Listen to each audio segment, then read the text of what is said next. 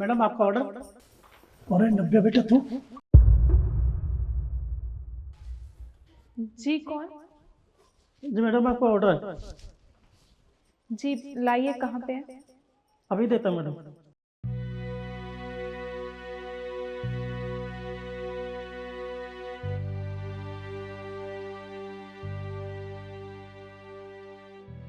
ये ली। पेमेंट तो ऑनलाइन ही हो गई होगी।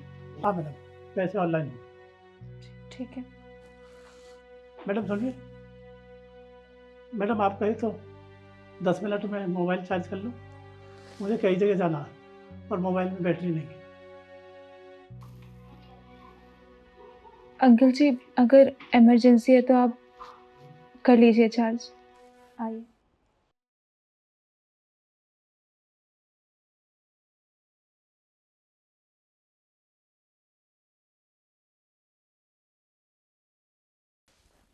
आप बैठिए, मैं आपके लिए पानी लेके आती हूँ। अरे नहीं नहीं मैडम, पानी नहीं, रहने दो मैडम, ठीक। चार्ज भी करना।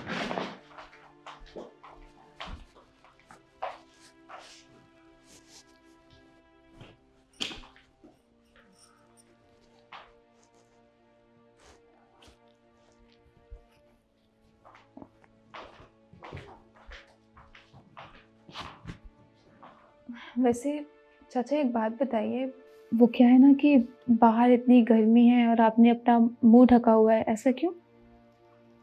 वो मैडम ऐसा है ना, वो बेटा चेहरे पर धूल मिट्टी बहुत ज़्यादा उड़ती है। वो सफ़र में रहते हैं ना, मोटरसाइकिल पे बहुत ज़्यादा धूल लगती है।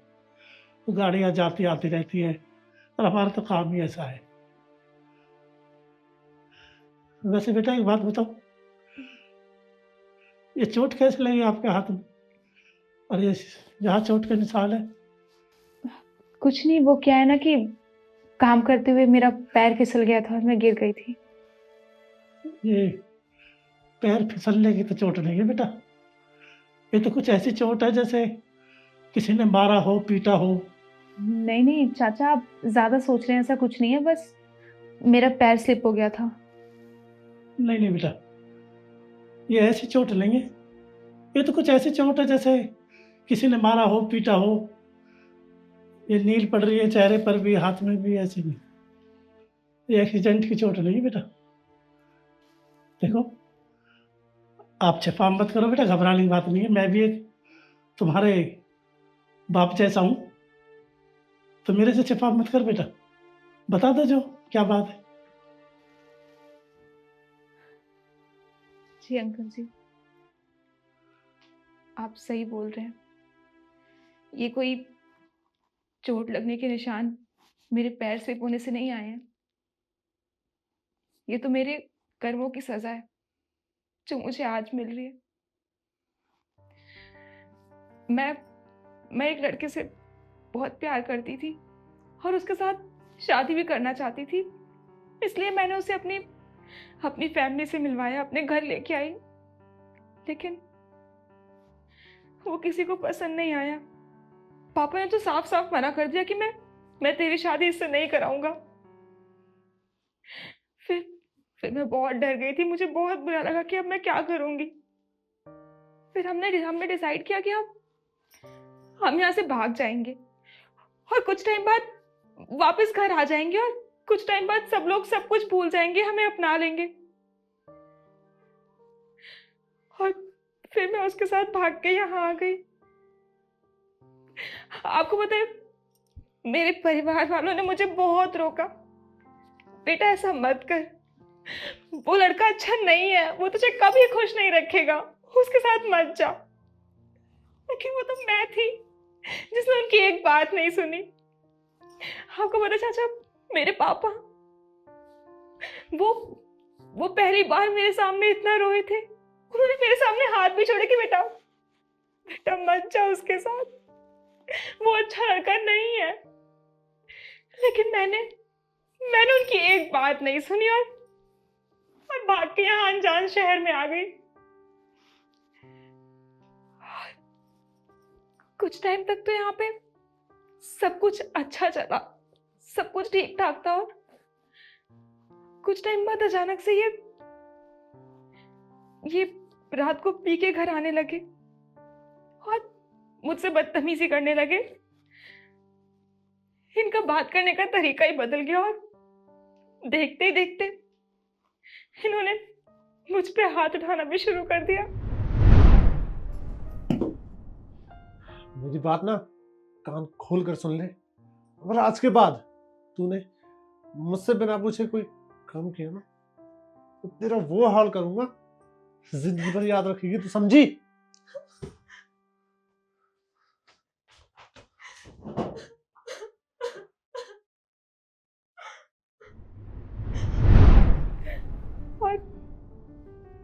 और मैं इसके लिए किसी को दोष भी नहीं देती हूँ चाचा, क्योंकि मुझे पता है ये सब कुछ जो भी मेरे साथ हो रहा है ना वो बहुत सही हो रहा है।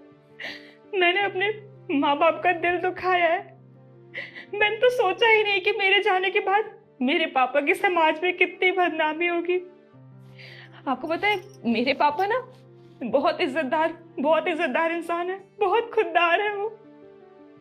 वो बेचारे तो किसी को अपनी शक्ल भी नहीं दिखा पा रहे होंगे। मैंने काम ही ऐसा किया। ठीक कह रही बेटी, वो इतने बुरे इंसान नहीं है।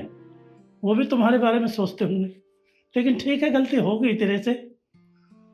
आपने नहीं सोचा उनके बारे में उस टाइम, लेकिन हो सकता है तुम्हारा भाई है, माँ है, तुमने फोन करके देखा? नहीं चाचा, मैं अपने घर पे फोन नहीं कर सकती। आप खुद सोचिए ना कि मैं किस मुंह से उन्हें फोन करूंगी, क्या बोलूंगी उनसे कि जिस लड़के के लिए मैं उन सब से लड़ गई और यहाँ पे आ गई, आज वही लड़का मुझ पे हाथ उठाता है। मेरे पापा का तो दिल ही टूट जाएगा जब वो ये सुनेंगे कि उनकी बेटी पे कोई हाथ उठाता है। मैं उन्हें फोन नहीं कर सकती। देखो बेटा, मेरे कहे से एक बार अपने माधुर फोन मिला, उसके दिल पे क्या बीतती होगी। और एक बार अपने भाई द्वारा फोन मिला कर दे और अपने पापा द्वारा फोन मिला कर दे। देखो वो बात गई। अब वो बहुत परेशान होंगे। कौन अपने बेटे को दुख में देखना चाहता है? हमेशा सुख की बात होनी चाहिए। गलती तेरे से होगी, कोई बात नहीं। अब एक बार फोन मिला कर देख बेटा, हो सकता है भगवान सब सही कर दे। मिला कर देख फोन। पर चाचा, पापा मेरा फोन नहीं उठाएंगे। वो मुझसे नफरत करते हैं। अब तो बेटा एक काम कर, पापा बात नहीं करते ना तो भाई के पास फोन कर फोन। चाचा, आप इतना बोल रहे हैं तो मैं एक बार फोन लगा के देखती हूँ। हाँ,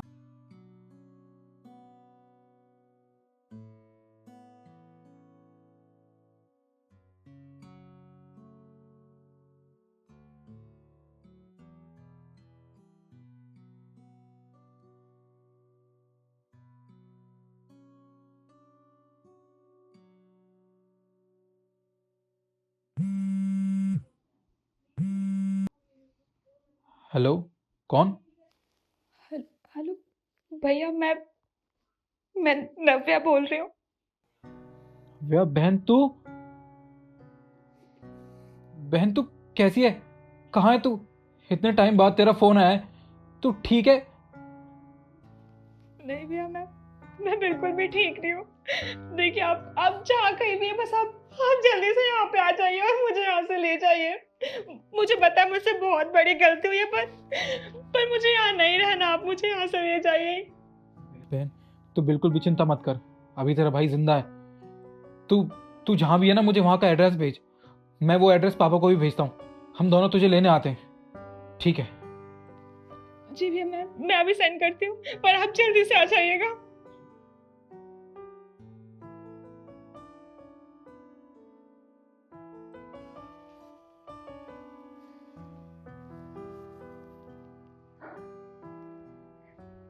चाचा, आपका बहुत बहुत शुक्रिया। अगर आज आपने मुझे इतनी हिम्मत ना दी होती तो शायद मैं कभी भी अपने घर वालों को फोन ना कर पाती।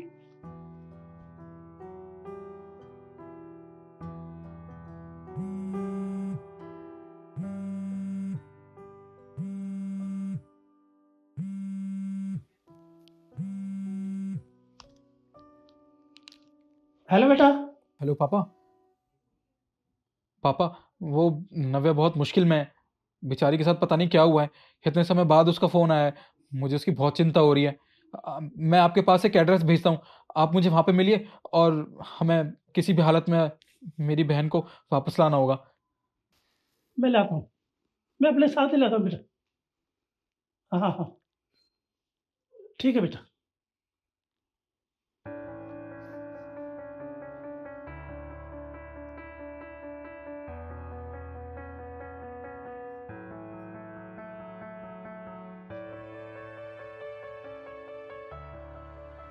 नहीं, रो मत, रो मत बेटा, मैं तो मेरा बाप हूँ।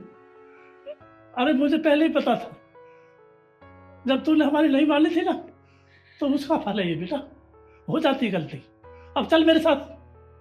पापा, मुझे माफ कर दीजिए। मैं सच बोल रही हूँ। मैं आगे से ना, मैं आपकी सारी बातें मानूंगी। आप जैसा कहोगे ना पापा, मैं वैसा ही करूंगी। आप बस मुझे यहाँ से ले चलिए। मुझे यहाँ पे नहीं रहना। ठीक है बेटा, चलो, मैं यहाँ नहीं छोड़ूंगा। चलो बेटा, घर चलो। हाँ,